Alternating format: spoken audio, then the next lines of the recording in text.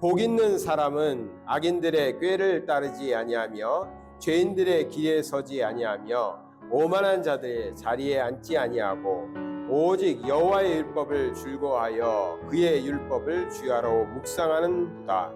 그는 시냇가에 심은 나무가 철을 따라 열매를 맺으며 그 잎사귀가 마르지 아니함 같으니 그가 하는 모든 일이 다 형통하리로다.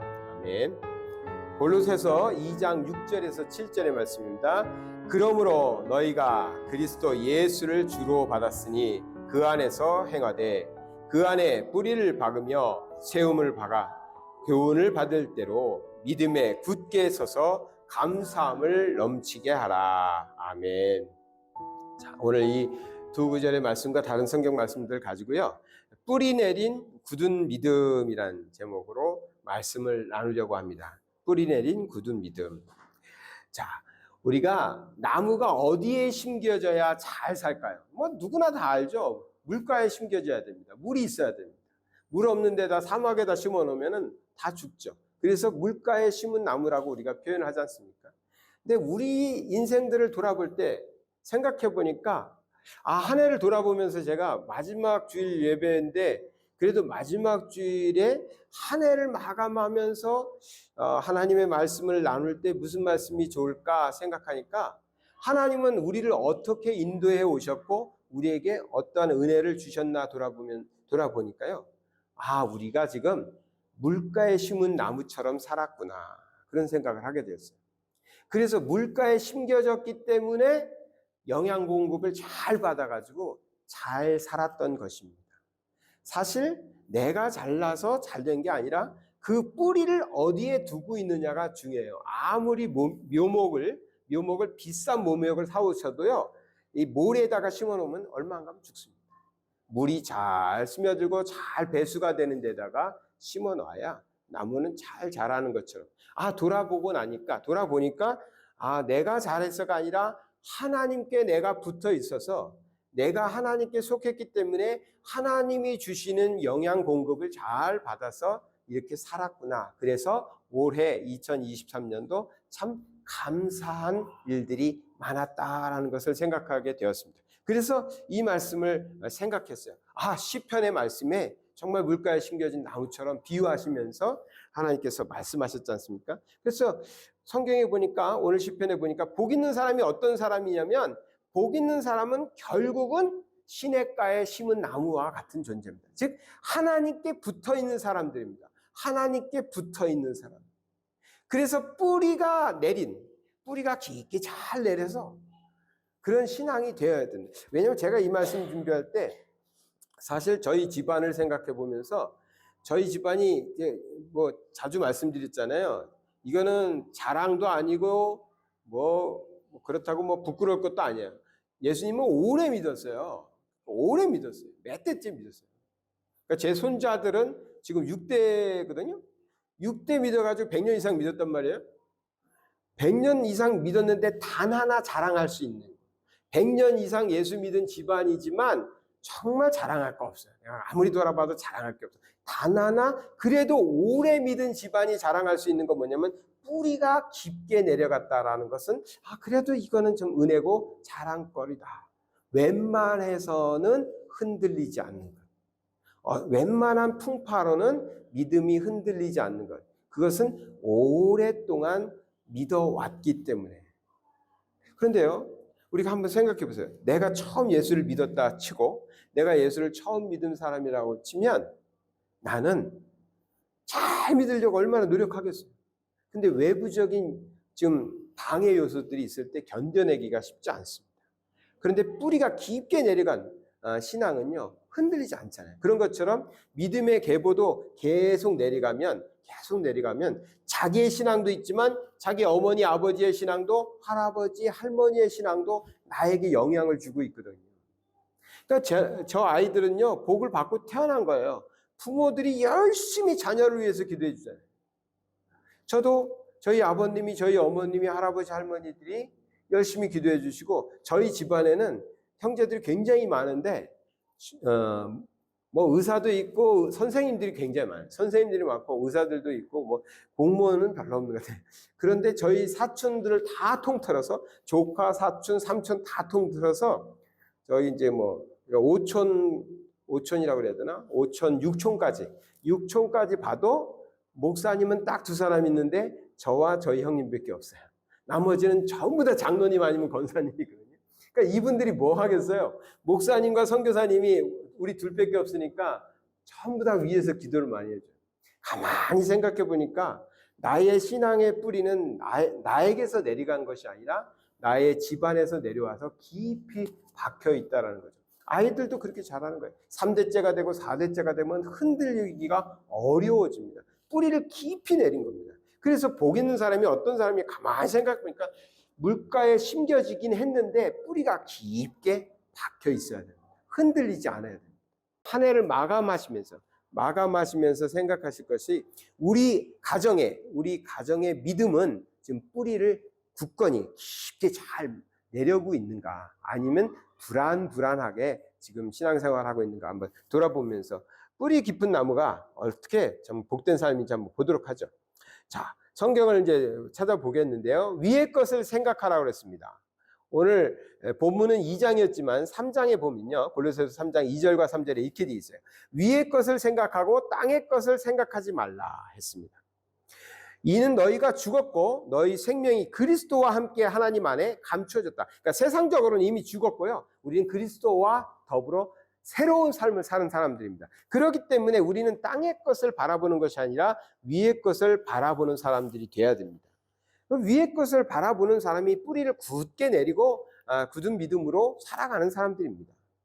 땅의 것만 바라보고 사는 사람들은 모래 위에 집을 지은 사람처럼 살아가는 거예요. 땅의 것이 무엇일까요? 먼저 땅의 것을 생각하면 위의 것을 우리가 생각할 수 있겠어요? 골로새서 3장 5절에 보니까 그러므로 땅에 있는 지체를 죽이라. 땅에 있는 것들, 땅의 것, 이런 것들을 생각하지 마라고 그랬어요. 음란, 부정, 사욕, 악한 정욕, 탐심은 우상숭배다, 이렇게 되어 있습니다. 주일날 제가 설교 준비를 하면서 딱 이렇게 성경 구절도 이렇게 찾아보고 이렇게 딱 하면서 무슨 생각이 드냐면, 야, 이거 우리 성도님들한테 해당 안 될 것 같은데? 뭐 이런 생각이 들어요. 감사한 일이죠. 우리 성도님들한테 음란한 거, 부정적인 거, 뭐 사욕, 악한 정욕, 이런 거, 뭐 우리 성도님들이 이런 삶과는 거리가 먼데라는 느낌을 받으면서 설교를 준비할 수 있다는 것은 참 목회자로서 감사한 일입니다. 맞아, 이 설교는 누가 들어야 돼? 막 이런 생각이 떠오른다면 참 괴롭죠. 그런데 우리 성도님들한테는 이런 삶이 아니시겠죠. 그러나 우리는 그럼에도 조심하면서 사셔야 됩니다. 어느 순간 사탄 마귀가 나를 유혹할지 모릅니다. 그래서 가능한 한 혼자 있는 시간보다는 믿음의 사람들과 시간을 같이 보내는 게 좋습니다. 혼자 있을 때 사탄 마귀는 그 외로울 때, 또 조용할 때 찾아오는 것이죠. 그래서 음란한 것, 부정한 것, 사욕, 악한 정욕, 탐심은 우리에게서 버려야 됩니다. 이런 것들에 우리의 마음을 빼앗기면 안 된다는 것이죠. 자, 그 다음에 옛사람의 모습을 보겠습니다.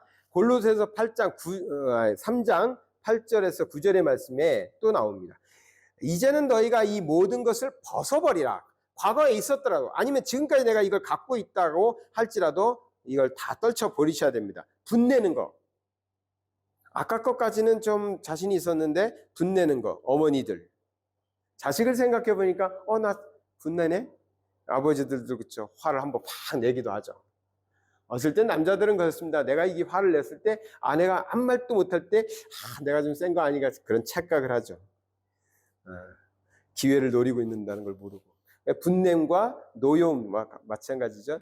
악의, 비방하는 거 우리 교인들은 절대로 하지 마세요. 교민사회가 참 좋습니다. 얼마나 좋아요. 해외 나와가지고 서로 위로해주고 좋죠. 그런데 교민사회가 조금만 사람들이 그러면 자꾸 남 얘기를 해요. 남 얘기처럼 재밌는 얘기가 없어. 남 얘기를 자꾸. 그런데 남 얘기도 좋은 얘기를 하셔야 되죠. 비방을 하면 안 돼요. 비방하려고 그게 이제 습관화된 사람들도 있고요. 그걸로 자꾸만 다른 사람을 비방함으로 우리끼리는 참 친한 거야. 우리끼리는 동료야, 동지야. 막 에이, 그러지 않아요. 비방하는 거 정말 조심해야 됩니다. 너의 입에 부끄러운 말을 하지 말라는 것입니다. 거짓말하지 말라는 것이고요. 이런 것들이 땅에 속한 것들입니다. 우리가 이러한 것들이 우리에게 없도록 자꾸만 씻어내야 되고요. 노력하셔야 돼요. 세 사람의 의미 보면 세 사람의 모습을 한번 보겠습니다. 그러면 옛사람이 아니라 새 사람은 어떤 사람인가? 이것과 반대되겠죠.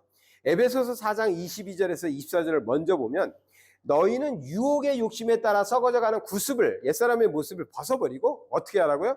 오직 너희의 심령이 새롭게 돼요. 그러니까 심령이 새롭게 된다는 건 오늘부터 새로워지는 게 아니라 성령이 우리 안에 임하셨잖아요. 내가 예수 믿고 성령이 임하셨을 때 그 성령의 마음을 가지고 살아라 이 얘기입니다. 성령의 마음으로 새롭게 되어 하나님을 따라 어떻게 해야 됩니까? 의와 진리의 거룩함으로 지으심을 받아야 됩니다. 그러니까 우리는 거룩한 존재야 됩니다. 거룩한 사람들이에요. 자꾸만 나는 거룩하다라고 하셔야 돼요. 이게 무슨 교만한 것 같지? 아닙니다. 하나님께서 우리를 거룩하게 하셨어요. 그리고 거룩하다 칭하십니다. 그러니까 나는 거룩하다. 내 입술은 거룩하다. 내 눈은 거룩하다라고 계속 고백하셔야 돼요. 그러면 내 거룩한 눈을 가지고 음란한 것을 즐겨보겠습니까? 내 거룩한 입술로 남을 비방하겠냐고요. 나는 이미 새 사람이 되어서 거룩한 존재가 되었습니다. 거룩함으로 우리는 새 옷을 입고 살아야 돼요. 거룩한 사람답게 살아가려고 노력해야 됩니다. 사람들은 우리에게 말하기 시작할 겁니다. 저 사람은 말하는 게 좀 달라. 저분은 참 말할 때 품위가 있어. 저분은 말에는 힘이 있어. 저분의 말을 들으면 좀 위로가 돼. 이렇게 말하기 시작할 겁니다. 왜? 우리는 거룩한 새 사람이거든요. 그래서 우리가 말하는 건 동네 아줌마들이 아저씨들이 하는 말과는 달라져야 됩니다. 우리 하나님의 사람들이 말할 때에는 다른 사람들이 저분의 말씀을 들으면 정말 좀 다른 것 같아. 저분하고 좀 가까이 가고 싶어. 저분하고 자꾸 만나고 싶어. 저분과는 얘기해보고 싶어. 막 이런 소리가 나올 수 있도록 우리가 좀 새 사람의 모습으로 살아야 할 것입니다. 로마서 6장 6절도 제가 첨가해 보았는데요. 우리가 알거니와 우리의 옛사람이 예수와 함께 십자가에 못 박힌 것은 우리는 지금도 옛 성품은 있어요. 없다는 거 아니에요. 그렇지만 옛 성품이 올라오려고 할 때, 옛 성품, 옛 생각, 옛 사람의 모습이 올라오려고 할 때 주님이 나를 위하여 십자가에 죽으심으로 나의 죄성을 도말하셨다라는 그 고백을 하시면 돼요. 그 순간에 내 이 속에서 막 우라가 터진다 그러잖아요. 우라가 터져 화가 나오고 막 욕이 나오려고 할 때 나의 이러한 성품 때문에 예수님이 십자가에서 죽으셨다. 예수님이 십자가에 죽으심으로 내가 이러한 성품을 누를 수 있고 없앨 수 있고 무찌를 수 있다라고 선포하시면 화도 내려가고요. 우리의 입술에 나오는 말들도 달라질 수 있는 것입니다. 죄의 몸이 죽어 다시는 우리가 죄에게 종노릇하지 않도록 하는 것입니다. 새 사람은 누구냐면 계속해서 우리를 유혹하겠죠. 악한 영은 우리를 계속 유혹하겠지만 예수 그리스도의 보혈의 공로로 우리는 죄에 대해서 종노릇하지 않는 것입니다. 자꾸만 내가 죄에게 지고 악한 영의 유혹에 넘어간다면 이렇게 생각하시면 돼요. 말은 맞지 않아요. 신학적으로 맞지 않아요. 그렇지만 이런 생각을 하시면 돼요. 내가 십자가 예수를 또 못 박았다. 내가 예수를 또 못 박았다. 이렇게 생각하시면 돼요. 우리가 예수님을 또 못 박을 방법은 없어요. 왜냐하면 예수님은 단회적인 사건으로 우리를 구원하셨기 때문에 그러진 않아요. 그렇지만 그런 생각을 계속하는 거예요. 나 때문에 예수님이 십자가에 지셨는데 내가 또 이런 옛사람의 모습을 감다. 예수님을 십자가에 못 박는 것 아닌가. 이런 생각을 하면 우리가 예수님을 십자가에 못 박을 만큼 화를 내거나 분노를 하거나 남에게 비방을 할 일이 뭐가 있겠습니까? 그러면 내가 절대 이래서는 안 되지 하고 우리가 새 사람의 모습으로 나아갈 수 있을 것입니다. 자, 골로새서 3장 10절에도요. 새 사람을 입었으니 이는 자기를 창조하신 이의 형상을 따라. 그러니까 지식에까지 새롭게 하심을 입은 자다. 우리는 이런 생각을 가지고 사는 겁니다. 난 새 사람이야.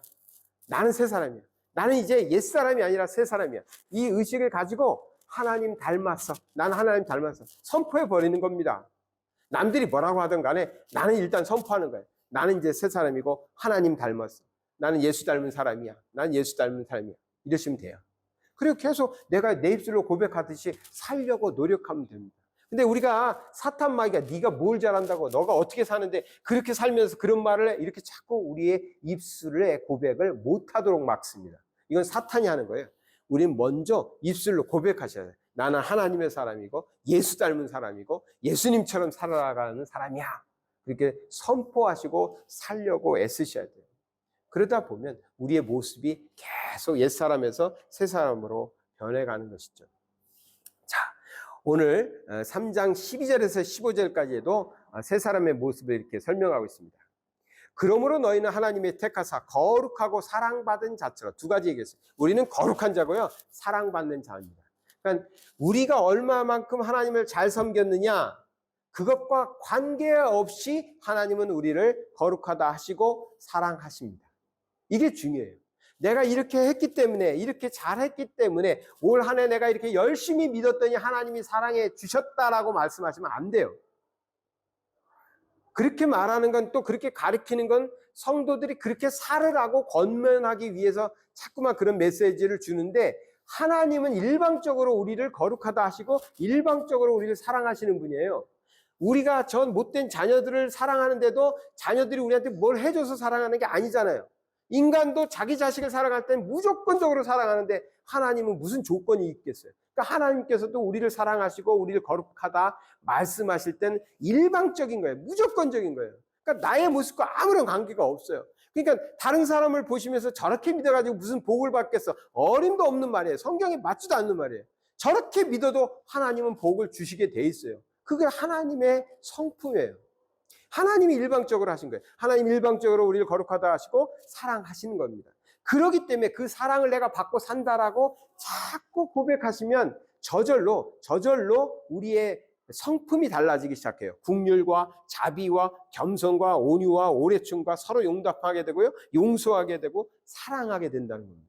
그러니까 우리는 깨달아야 돼요. 하나님이 나를 얼마나 사랑하고 계신지, 내가 얼마만큼 사랑받고 있는 자인지를 깨달으시면 사랑받은 자가 사랑하면 살거든요.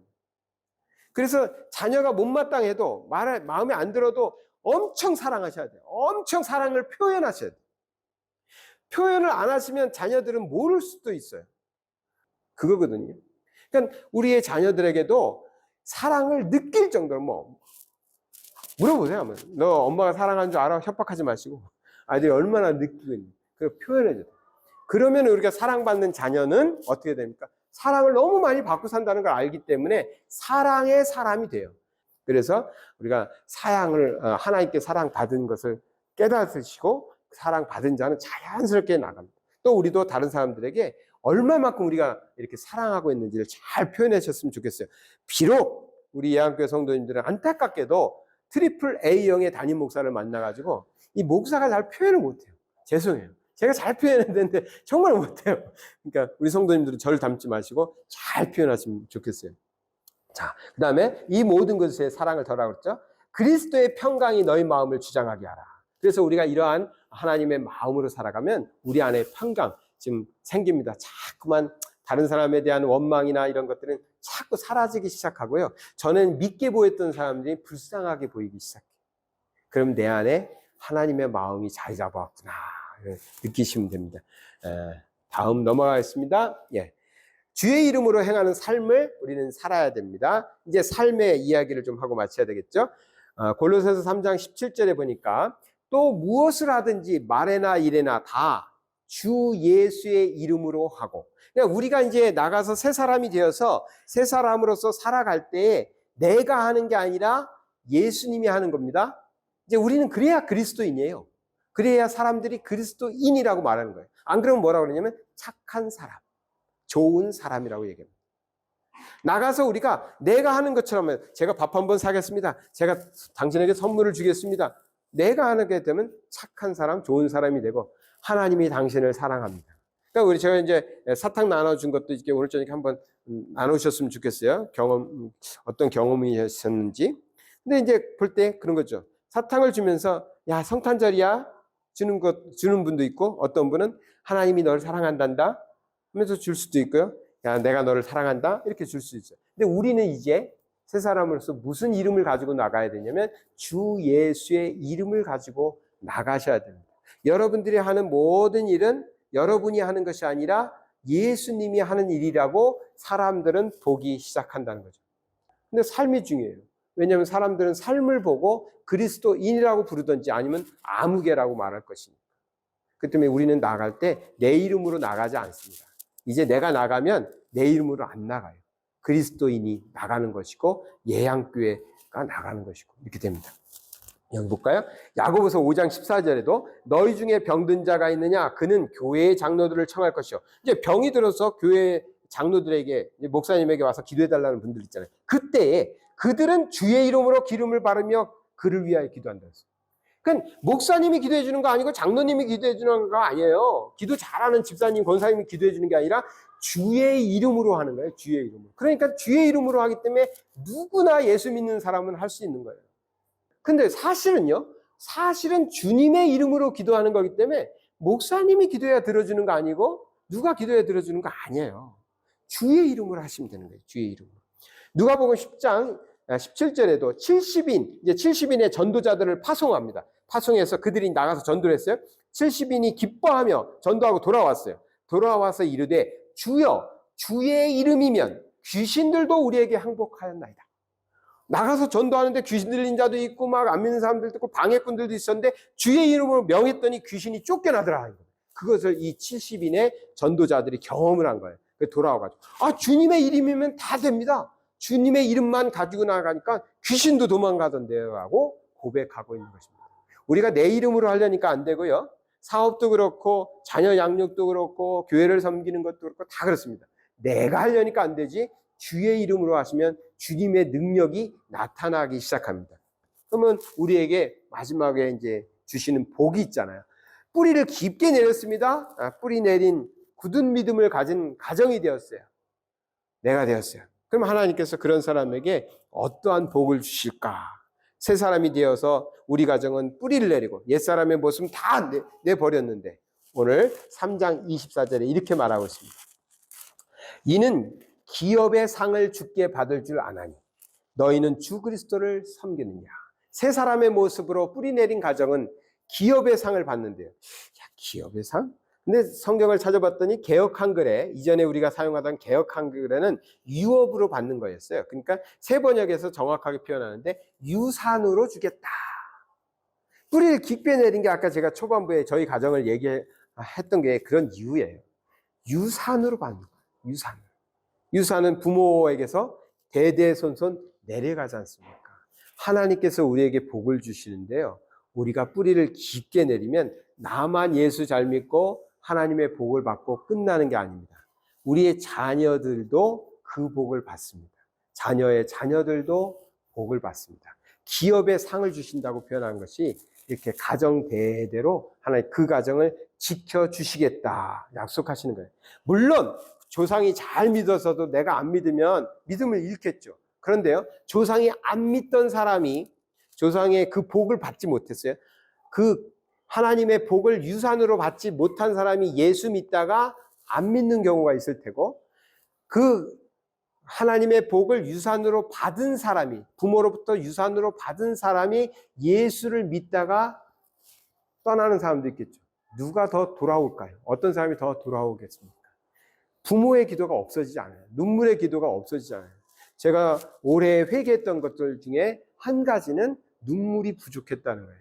자식을 위한 눈물, 우리 교회를 위한 눈물이, 또 우리 사역자 아이들을 위한 눈물이 부족했다. 이렇게 담아보면 우리가 담을 수도 없는 거지만 담았을 때 내 눈물이 1년 내내 흘린 눈물이, 이 기도의 눈물이 이 종이컵 하나는 될까? 2개는 될까? 이렇게 생각해 볼 수는 있잖아요. 근데 마음에 눈물이 부족했구나. 왜? 그 눈물이 쌓여야, 그 눈물이 차야 그 하나님의 상급이 유산이 돼서 내 자녀들에게 갔을 텐데, 자녀를 위한 기도의 눈물이, 교회를 위한 눈물이 부족했다라는 회개를 연말에 했거든요. 그래서 하나님께서 우리에게 복을 주십니다. 하나님의 자녀가 돼서 가정마다 뿌리를 깊게 내린 가정들에게는 하나님께 기업의 상을 주십니다. 제가 마지막 날의 설교를 이 말씀을 잡은 이유는 우리 성도님들의 가정마다 그냥 예수 믿는 거 말고 시간 될 때 예수 믿고 바쁘면 예수 안 믿고 이런 믿음 말고, 기분 좋으면 잘 믿고 기분 나쁘면 화나서 잠시 쉬고 이런 믿음 말고요.